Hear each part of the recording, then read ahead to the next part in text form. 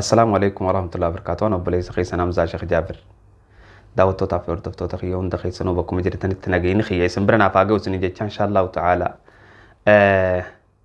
وأنا جايبات كبدل علمتني الحياة جروتنا وانا برسيسي جرون واحد دون ما برسيفتي يا بو جرون تون نما إرادو فيف راهادا تكاهو خطريدا ati jiruun siif rahaadha moo siif khaxarii siif hammeenya moo siif gaarii garii namaa jiruun itti dhiphatteeti ifannisa garii namaa jiruun itti dhiphatteeti biyyaa baha garii namaa jiruun itti dhiphatteeti obsee ta'a laata dhiiroo kana daawwachaa jiruun si dhiphatee biyyaa si baase moo jiruun si dhiphatee biyya keessatti obsa si barsiisaa jirti moo maalitti akka jirtu atummaan ofii deebisi duuba baleeyyan gaafii wahii taniin arraan tana isiniif qabadhee dhufeetu jira gaafii tana tartiibaan akkanaa deebiftaniin barbaada abbaan keenya aadam alayhi salaam haati teenya hawwaan abbootiin teenya ta duraa warri nu horeessan osoo arraan tana as deebi'ee kara duniyaa tanaa kan dhufu tahe dhiiroo biyya tam dhaqa ilmaan kiyya je'ee eenyu bira dhaqa atis ilma aadami anis ilma aadami isiin inni hundinuu warri addunyaarra jiru kun ilmaan aadami mee silaa haawaa fi aadam abbaan keenya warri dura nu dhale san osoo dhufe eenyu bira dhaqa biyya tam dhaqa ardii tam dhaqa ardii afrikaatti dhaqamoo ardii eeshiyaatti dhaqamoo ardii awurooppaatti dhaqamoo ardii ameerikaa lamaan dhaqamoo mee ardii tam dhaqa moo iddoo baradoo san dhaqa okay tuni gaafiidha maaliif gaafii tana kaafte jechuun kee afan qabu namootan gari Saudii dhaqa biyya amantiin islaamaa jirtu dhaqa hundinuu amantii ofii qabu ta irra jiru amantii dhugaatti beeka biyya amantii kanaa qabdu dhaqa jaa natti hin fakkaattu an addunyaan guutuun baddee jirti zamanni nuti keessa jiru zamana obboleessa ajjeesu zamanni nuti keessa jiru zamana ilmoon haadha ajjeeftu zamanni nuti keessa jiru zamana abbaan ilmoo ajjeesu zamanni nuti keessa jiru zamana waan nyaatan sodaatanii ilmoo garaa baatu miikaa keessa kaayanii guddabaa keessatti darban keessa jirra yaa ikhwaan wallah zamanni nuti keessa jirru zamana itti obboleessa dhukatee nyaata nyaatu zamanni nuti keessa jirru zamana namni obbolummatti walwallaale mee aadamii fi hawwaan osoo dhufanii eessa dhaqan jetteeti yaaddaati gaafiidhanaa deebisi talamada gaafiin arraan tana gaafumaan qabadhee dhufe gaafii tana hundi keessanuu komantii jalannaa deebisa warri ammaan tana seenaa jirtan bagana gayaan dhuftan hunda keessanuu galatoomaa akkuma dhuftanitti viidiyoo tana laayik tuuxanii akka isin nama hedduu bira geessu godhuu hin dagatina baarakallahu fiikum ammallee gaafii lamadaatiin sii qaba gaafii lamadaa ati jechuun kaayyoon tee maaliif jiraatta kaayyoon ati qabdu maaliif biyyaa baate maal argachuuf jechuun wanni biyyaa si baase san maali wanni biyyaa si baase san yoo biyya teesse hin argamtu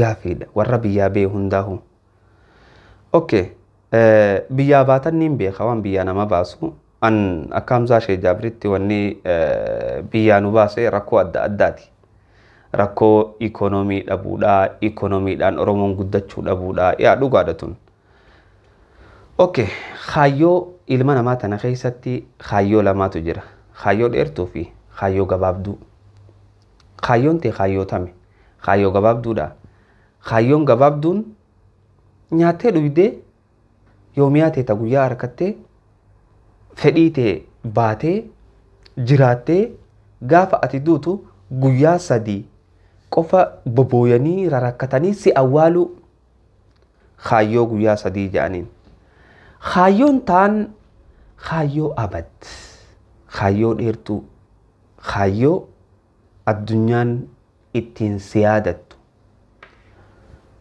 Sahaabatu rasuulillahi sallallahu alaihi wasallam ridwaanullahi alayhim khayyoon isaanii khayyoo dheertuu ture.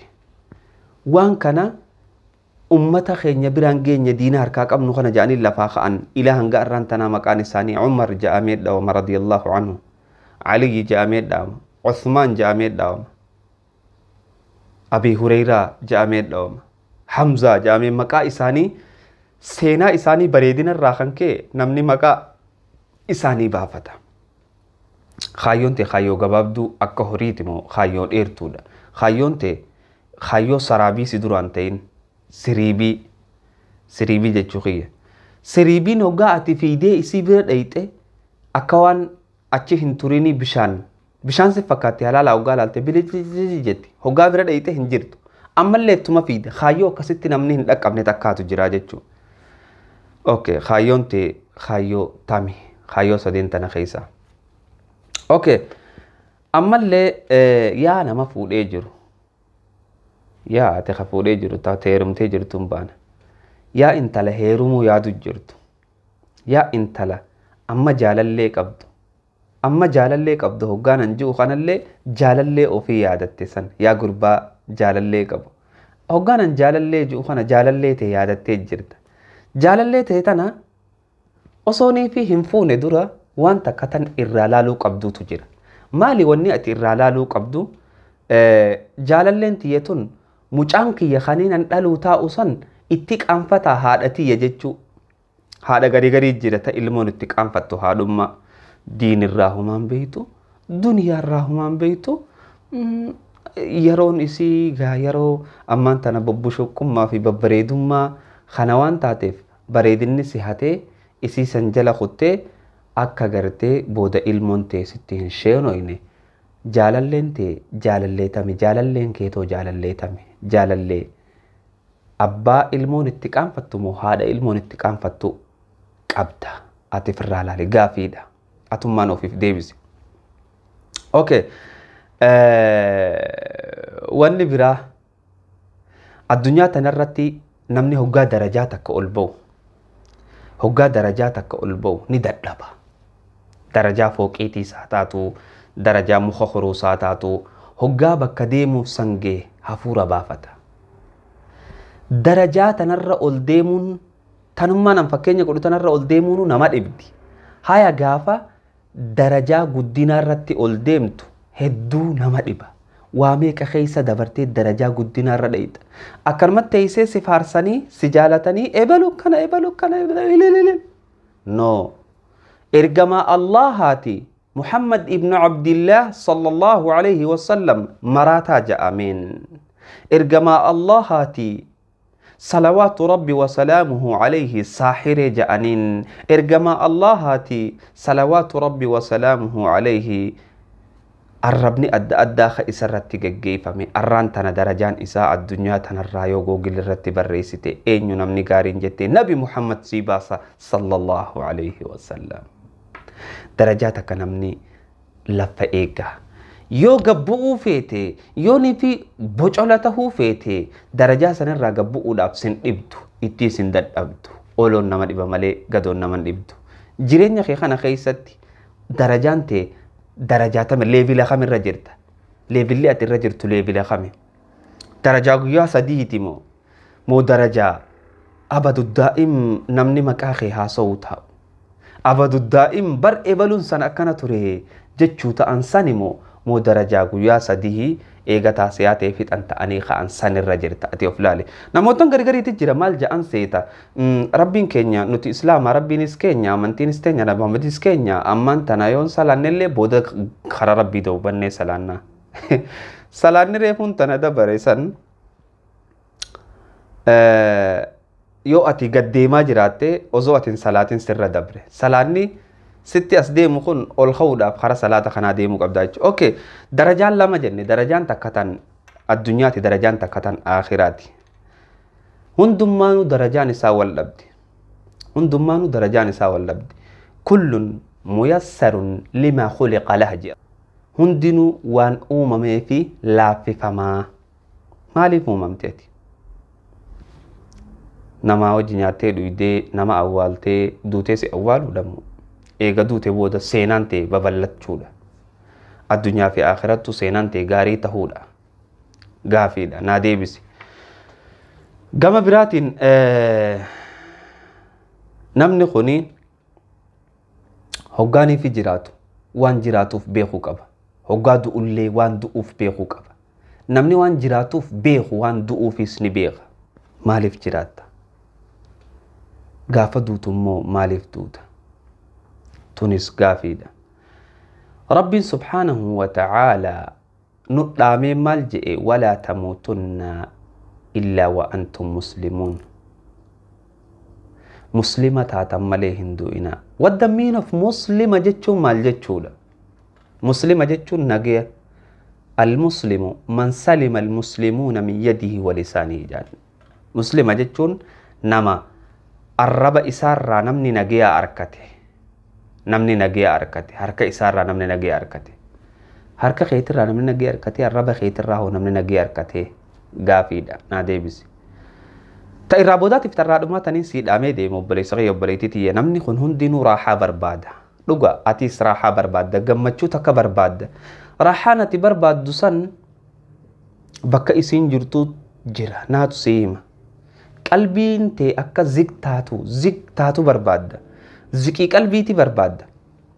الله سبحانه وتعالى كان جاء ألا بذكر الله تطمئن القلوب ألا بذكر الله تطمئن القلوب ألا بذكر الله تطمئن القلوب. ألا حسبوا هنتاني بذكر الله ذكر ربيتين يادنا ربيتين خان قلبينتن طمانينة أركتو. مالي يادنا ربي جتشو ناتو سيهما وان قوتو هند خيستي ربي يادتشو لجتشو وان قوتو هند خيستي ربي نأركا ربي نحسابا ربي حساب إساجل أن بوجت في الرأي يقول وان خير يود ليدس شر يود ليدس شيطان مال جئ لأقعدن لهم صراطك المستقيم جئ والله تاؤ في انجراد إساني مؤمن توتا خراخي دريرا سنكيس هاي شيطان لك من فرشوتي متخنجرو بكا غغاري بكا تطلتو تجري أكمتي لأقعدن لهم صراطك المستقيم تاؤ في انجراد إساني خراخي غاري سنكيس مالي خراخي غاري خيسة تاافي خرا ربي غاري خيسة شيطاني نماتا خاتي وان تكغوتا وان غاري تكغوتا إبالو ماري قد إجتشون ست أغي أمنان فأنت الفاشل أتي فشلتي جرتا بيخ تناف أتشي خيستيس إف إيغنا قدا أتشي خيستيس وان دبتو خيستي هانا دينكي سيفتني هانا الراج أبانيخا هانا قوجانيخا جتي هنقود إيوان تك namni siiquude namni ati siiquude kun sagaraa dhaqeeti fincaanee udaanee baha. Rabbiin caalamaa ammoo akka ati isaaf quutu fadha malee akka bakka gartee isaa sambuutee namni siiquudu ikhlaasa jechu qulqulleessuu waan jedhamu kana ammas hoggaan gama biraatiin isinii himu. Namni tokko hoggaa dalagaa takka rabbiif qulqulleessuu fadhe namni tokko hoggaa dalagaa takka rabbiif qulqulleessuu fadhe gaafa dura lafaa ka'u silaayittuu واني تكتما دغامتي ابا فدي واتاتو اخيسا بچيسا ديما الله سبحانه وتعالى ملجأ والذين جاهدوا فينا لنهدينهم سبلنا وإن الله لمع المحسنين. والذين جاهدوا والروان جهدي قدن فينا نخيستي خراخي نخيستي غرسيفنا في الراد ابامسي سوداف جيتشا الله والذين جاهدوا فينا لنهدينهم سبلنا خراخ ينك أجل جنجي رب سبحانه وتعالى خراص ربي نوفاقا وإخلاصا أماس إلمنا ما خون قمتشو بربادة بكا قمتشو جد سنتي هدي بنو قمتشو واميك خيسة جرتي واسدي خيسة جرتي فياك أمات إفقابين في نمني زيكي قلبي أركتشو بيوتم فرنجي خيسة نوتو ددي ماجرة faranjiin isin ziqii qalbii harkattee qabeenyaa fi fayyaa qabdu taqaamni sii ciccimaa bareedaa kana raahaa hin qaban deemanii farshoo dhugan raahaa harkachuuf jecha ati ammoo ka amantii qabu qabeenyaa fi humnallee dhabdu raahaa if biraa qabda.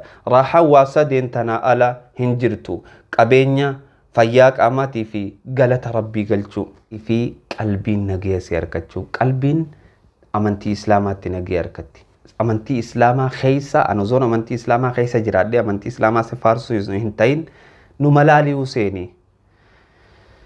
Okay.